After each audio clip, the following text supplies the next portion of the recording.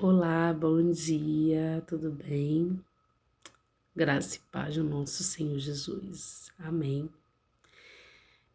Meus irmãos e irmãs, eu gostaria muito de compartilhar uma palavra aqui de vida com vocês. E antes de compartilhar essa palavra, eu gostaria de orar aqui para que o Senhor abra todo o entendimento, que essa palavra entre como flecha no coração de vocês, assim como entrou no meu, tá? Senhor Deus, meu Pai querido, Pai amado, obrigada por essa manhã, Senhor. Obrigada por viver na Tua presença, Pai, por ficar presente na Tua presença, Senhor, pelo meu acordar, pelo meu despertar. Senhor, que essa palavra, Pai, venha estar despertando, Senhor, a quem está ouvindo, despertando essa geração, Pai, porque a Tua palavra é viva, Senhor. E aquelas que a leem, aquelas que a buscam a Tua palavra, Senhor, serão renovados, serão despertados de um sono que estão há muito tempo, Senhor, assim como eu estive, Pai. Que essa palavra venha mudar vidas, venha glorificar, Senhor, ao Teu santo nome. Que essa palavra venha, Senhor, para mudar vidas, Pai. Em nome do Teu Filho amado Jesus, eu te peço. Amém, Senhor. Então, gente, a palavra que me veio aqui é uma palavra que está em Mateus 3. Eu estou começando ela aqui em 7, Mateus capítulo 3, versículo 7, porque é uma palavra assim que me flechou bastante, né? Eu falo que me flechou porque ela entra assim, né? E entra de uma maneira que a gente fica meditando nessa palavra e fica naquela perspectiva, né? E você começa a internizar aquilo dentro de você, porque a palavra ela faz isso, ela nos faz refletir, né? Refletir naquilo que a nossa vida está produzindo. E eu queria trazer essa palavra para que ela possa ser também essa reflexão na vida de vocês. É a palavra aqui, ó, no versículo 7 que fala, né? Fala de João Batista, tá? João Batista é aquele que pregava no deserto e batizava, tá bom? Versículo 7. E vendo ele muitos dos fariseus e dos saduceus que vinham ao seu batismo, diziam-lhe: raça de víboras, quem vos ensinou a fugir da ira futura? Produzi, pois, frutos dignos de arrependimento, e não presumais de vós mesmos, dizendo: temos por pai Abraão, porque eu vos digo que mesmo dessas pedras Deus pode suscitar filhos a Abraão. E também agora está posto o machado à raiz das árvores. Toda árvore, pois, que não produz bom fruto, é cortada e lançada ao fogo. E eu, em verdade, vos batizo com água para o arrependimento. Mas aquele que vem após mim é mais poderoso do que eu, cujas alpacas não sou digno de levar. Ele vos batizará com o Espírito Santo e com fogo. Em suas mãos tem a pá, e limpará sua eira, e recolherá no celeiro o seu trigo, e queimará palha com fogo que nunca se apagará. Glória a Deus por essa palavra, minha gente. Essa palavra me flechou porque ela fala, né, João Batista, na verdade, ele está falando aqui com os fariseus, né, quando ele sente a presença dos fariseus, saduceus, e quem são esses, né? Esses eram religiosos daquela época, né? Eles eram os cristãos, né? Igual os cristãos de hoje em dia. Eram aqueles cristãos que queriam mostrar que eram cristãos, vestiam vestes de sacerdotes, né?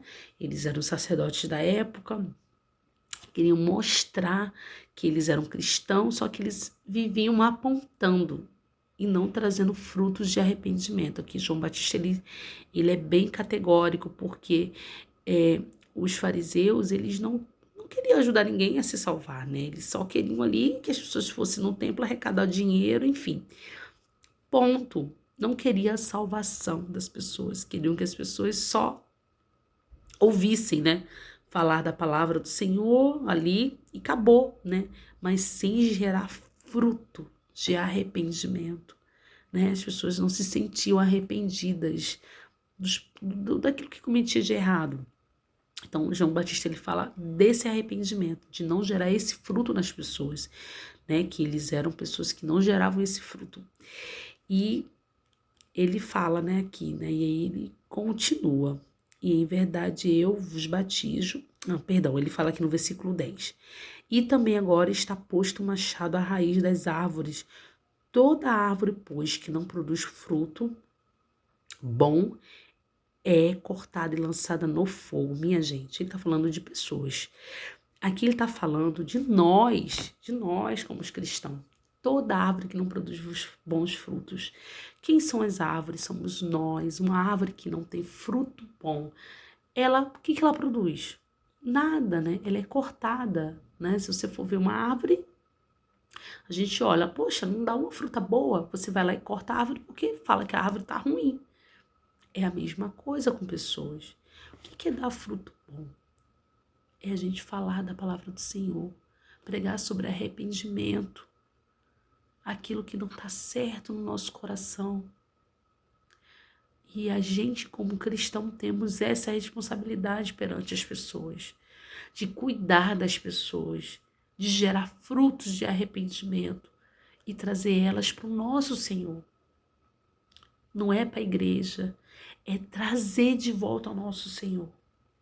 Então, assim, essa palavra me flechou porque me coloca como uma responsabilidade minha cuidar de pessoas, cuidar para as pessoas conhecerem a palavra de Deus.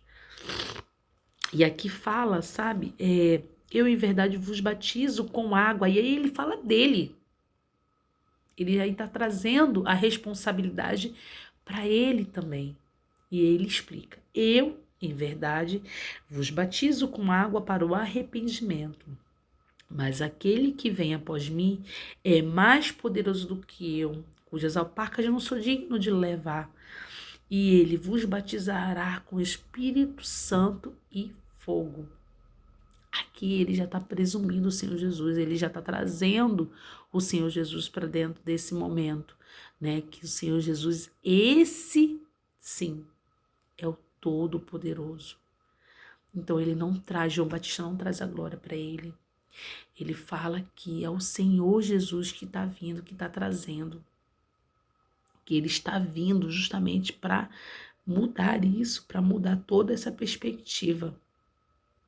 Então ele fala que ele batiza com água, e esse não. Esse batiza com Espírito Santo e fogo. Ou seja, ele tocava e já mudava tudo. Então o Senhor Jesus, ele veio assim para transformar nossa vida. E qual é o ensinamento que eu tiro disso e que eu trago para vocês? Se você for cristão, a sua mente tem que mudar, né, de perspectiva. Que se a gente não produzir frutos de arrependimento, não é a mudança que o Senhor está fazendo ainda na sua vida. O Senhor, ele vem para nos mudar, para nos transformar, para gerar esse fruto. A gente tem que trabalhar para o Senhor, a gente tem que continuar a obra dele que ele deixou. E a gente tem que gerar esses frutos, multiplicar e gerar arrependimento. E como que a gente faz isso? Pregando a palavra do Senhor, levando a palavra às pessoas, aos necessitados, àqueles que estão oprimidos, àqueles que precisam, àqueles que estão por aí sem ter o que fazer, aqueles que querem e estão sedentos do Senhor e precisam de ouvir uma palavra de vida, de que há algo melhor além do que está acontecendo na perspectiva de vida da pessoa. Então, meus amados irmãos, assim que essa palavra me tocou, eu senti uma necessidade enorme de multiplicar, de falar sobre essa palavra com vocês. E não só com vocês, no meu trabalho evangelístico também. É o momento de a gente multiplicar frutos, gerar frutos de arrependimento.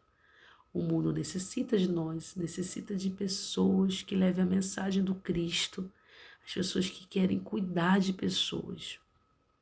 E nós temos que ter essa visão espiritual do Senhor, daquilo que o Senhor quer para nós. Ele fala conosco o tempo inteiro. Você abrindo a palavra, o Senhor ele vai te guiar nessa perspectiva. E é isso.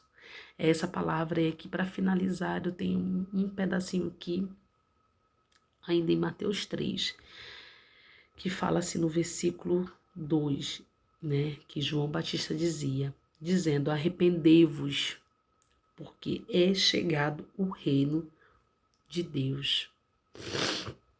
Gente, naquela época, quando João Batista falou arrependei-vos, porque é chegado o reino de Deus, ele está falando já da presença do Senhor Jesus Cristo lá, naquela época. Ele já está falando dessa presença.